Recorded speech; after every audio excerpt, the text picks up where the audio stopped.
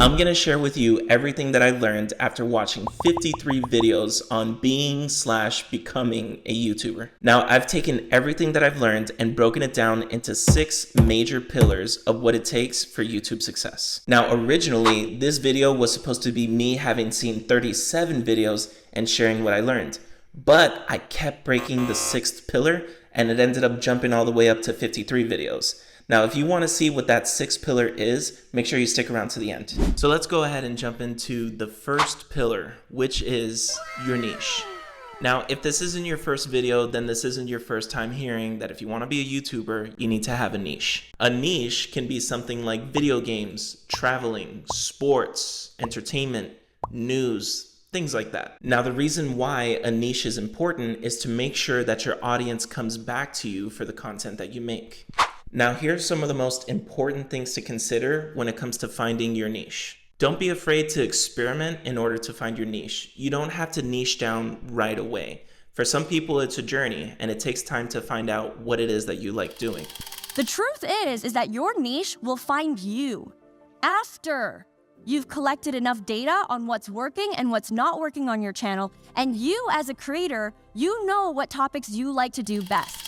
You see, you want to make sure that you have a passion about your niche. Take the time to think about what's something that you can teach. What's something that you can talk about non-stop and it's just something that you love. Another thing to consider is that your niche can evolve over time. For example, Mr. Beast went from making videos about this. So, I was at the gym yesterday and, I was playing basketball and all, and I to videos about this. Behind me are the most expensive cars in the world. No joke. PewDiePie went from making videos about this. Oh, fucking sense. I would have been. To videos about this. Drawing. It's hard. Here's a picture I drew when I was 7 years old. You get the idea. One of the more important things is making sure that you know what audience you're making your videos for. Shout out to all my subscribers. But when it comes to your audience, ask yourself the question, what is my channel for? Who am I making my videos for? What questions do they have that I'm answering? Or what is it that they want to see that I'm showing them? Just to go a little bit deeper on the whole niche thing, there is something that's called a sub-niche. For example, video games are a niche in and of itself, but there's different kinds of video games. There's this one channel that I watch from time to time called Globku, who makes his videos exclusively on anime video games, and he's killing it. So yeah, having a niche is really important. But the thing is, a niche alone isn't gonna cut it. You need the next pillar, which is good content. Okay, so the second pillar sounds obvious, but hear me out. If what you have to say is not educational, entertaining, or inspirational, then your audience is not going to engage with your video. Am I being entertained? Am I learning something? Or am I being inspired? Those are the 3 value pillars. And without these 3 things, all your fanciness and all your cool camera tricks and all your cool compositions and crisp 8K footage don't mean nothing. You got to make sure that your content is something that your audience actually wants to see. You have to remember that what you're asking for from your audience is the most important thing that anyone could ask for, and that is their time. But it's not enough to offer value in your videos. You gotta make sure that you keep your audience engaged. After listening to a bunch of the YouTube greats around this topic, here's some of the things that they mentioned. You wanna make sure that your cuts and edits don't drag on too long. Like that. Rather, have snappy cuts in between shots and talking points. Try to keep your videos concise, meaning don't add a bunch of fluff to the video just to extend the view time. On the same side of that token, don't cut yourself too short and exclude moments where you're trying to talk to the camera like this. Make good use of B-roll. If you don't know where to find some B-roll, there's some links in my description. If you're gonna be using music on your video, make sure that the music actually matches the video that you're making. For example, music like this is pretty appropriate for this video. But if I were to use music like this, then it wouldn't sound good at all. Oh, and make sure that the sound of the music doesn't overpower your voice.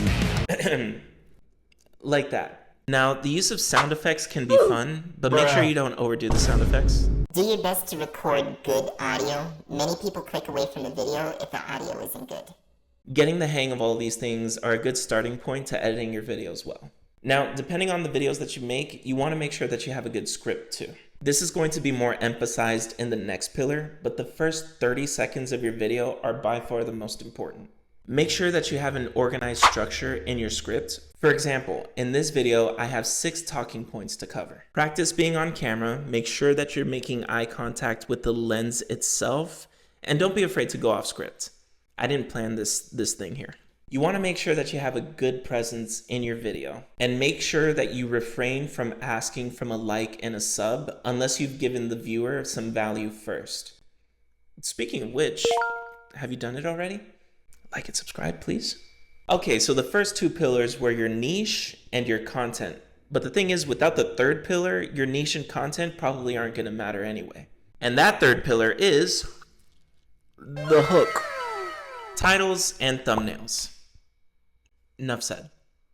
No, but seriously though, you can make good content, you can have a niche, but if you don't have a good title and a good thumbnail, your videos just won't get clicks. Your video is fighting all of these other videos in order to grab the viewer's attention. So here's how you can create a successful thumbnail. Keep your thumbnail minimal and big with easy to see content. Too many small items clutter the screen and make it hard for the viewer to focus. The thing is too, they might be watching it on their smartphone, which has a smaller screen, so the thumbnail might not pop out as much. Make sure that you're showing emotion in your thumbnail. Humans are naturally drawn to the emotions that they see. Think of your thumbnail as an alley-oop to your title. The thumbnail gives them a little bit of information to reel in their attention, and then the title tells them what the video is about and urges them to click. Now, your title and thumbnail should create an itching sensation in a person's mind that makes them ask themselves this question: what am I missing by not watching this video? A lot of the advice that I've seen from YouTubers is that the title and thumbnail should be the focus of your attention before you even make the video. I cannot stress this enough. Your title and thumbnail can very well make or break the videos that you make. Now, when it comes to your hook, it's not just about the title and thumbnail. Another thing that you have to consider is the first few seconds of the video itself. Wow. So those first 5 seconds, that hook is now even more important than it ever used to be. Oh, 100%. Yeah, before it was important because you had to convince people to watch. Yeah. Now you have to convince people to click and watch at the same time. Whoa. With the first 5 seconds. That's driving CTR now too. Yeah. It Interesting. is, 100%. Wow. I roast a lot of people who like have boring first 5 seconds. It's brutal. You see, when most people are on YouTube, a lot of the videos autoplay now. So some of them might not even get a chance to see your thumbnail. So if the first few seconds of your video does not capture them, they're probably not going to click and watch. Now, here's a couple things to note when it comes to the first few seconds of your video. The audience clicked on your video to see a certain topic, so make sure you're showing them what they came to see. If you start off your video with, "Hey there, fellow creators and aspiring YouTubers. Welcome back to our channel, where we dive deep into the world of content creation and share valuable tips to help you succeed on YouTube. If you're new here, don't forget to hit that subscribe button and the bell icon so you never miss out on our latest videos." yeah, you're going to lose your viewer. I got that script intro from ChatGPT, by the way. Rather, your intro should immediately lead into what they came for. Now, you also want to give them a reason to stay. One example would be a tease of what they're going to see towards the end of the video. Kind of like when I said that the 6th pillar is the most important, but I do mean it though. You got to stick around to see what that 6th pillar is. Now, in order to do all of these things, finding your niche, making good content, having a great hook, well, you got to be intentional. I would go as far as to say is you got to be strategic. Now, YouTube could be one of 2 things for you. It could be a hobby or it could be your career.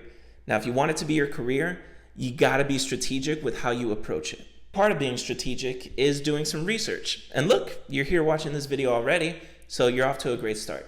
One resource that a lot of creators use is something called vidIQ. Now, I'm not sponsored by them, but it's a pretty good tool. And so what I would do instead is to use free plugins like vidIQ and scan through which videos are doing well relative to that creator's account. You could see that through the outlier score through vidIQ. Now, it lets you look at stats and data, not just from your own videos, but also from other content creators. It also helps you generate ideas, gives you projections. It's really cool. You also want to be reviewing the videos that you make. Look at the retention graph and see at what point the viewers tend to drop off from your videos and see how you can adjust it. Doing research, looking at the numbers, looking at stats, it's a huge part about being strategic. But the thing is, the strategy isn't only in the numbers, it's also in your habits. You want to make sure that you have systems in place to ensure that you're posting consistently. That consistency is going to help you grow in views and subscribers and eventually get monetized. So instead of thinking, what video can I make today, what video can I make tomorrow, think, what is the system that I can build that would make the process of making every subsequent video way easier than it currently is. Now, if you're posting long form content, you want to be posting at least once a week if you really want to see growth. Open up your calendar and write all of these things down. When am I going to research, write my script, shoot the video, edit the video? When does that video go live? Do all of these things so that you could be consistent, and then you'll start growing. Depending on the kind of videos you make, you could probably shoot multiple videos in one sitting and have videos lined up for the weeks to come. Create and organize folders for your editing assets. That way when you edit, it's not like you have to look for everything all the time. Eventually, you want to invest in an editor. That way you can free up your time and continue to grow even faster. How you organize yourself varies from person to person. But you can't just upload whenever you feel like it and expect to grow. You need to know what you're getting into and what you're committing to, which brings me to the fifth pillar, which is mindset. Now look, if you're doing this for money, you got a long way ahead of you. Yes, I know, I've seen those YouTube videos before of how I made thousands of dollars in this YouTube channel I made 10 weeks ago. But listen, those people typically have experience prior to those channels that they make. If you're coming into this fresh, you gotta be ready to learn and grow slowly. Don't rely on virality in order to grow big. Another thing about growing on YouTube is that not every channel makes the same amount. Monetization may not even pay as much as you think. AdSense runs on something called CPM and RPM. Essentially, the pay that you get per 1,000 views on your video varies depending on your niche. I'm not going to go into detail here, but know that AdSense isn't likely to pay your bills until much later. And even then, I wouldn't rely on that alone. You see, monetization itself is an inconsistent form of income. Some months, creators are doing amazing and make a lot more than they do during other months. One of the primary ways that the smaller channels tend to make their revenue is through affiliate links. They partner with certain brands and put the links in their description where the viewer would click, buy something, and then they'll get a percentage of it. So why am I talking so much about pay and monetization in this pillar? It's because you have to be ready and willing to make little to no money for a while before you can start to see success on YouTube. But listen to this. You're crazy until you're successful. What's the best advice you've ever gotten? The best advice?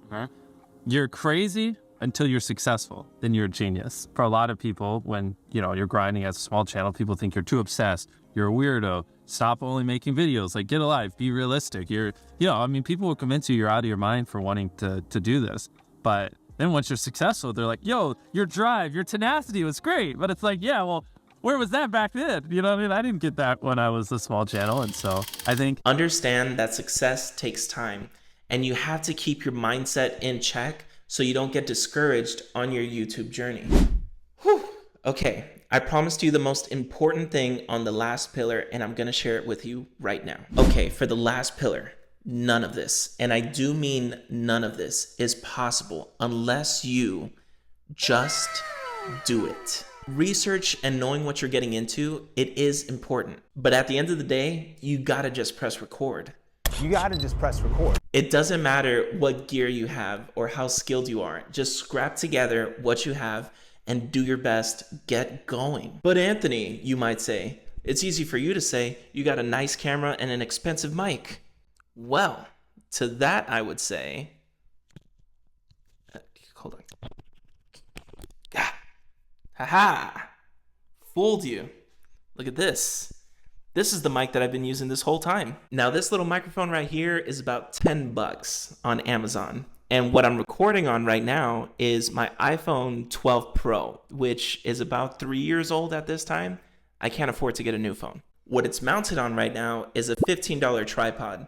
So all in all, I used the phone that I already had and I spent about $25 on equipment and that's it.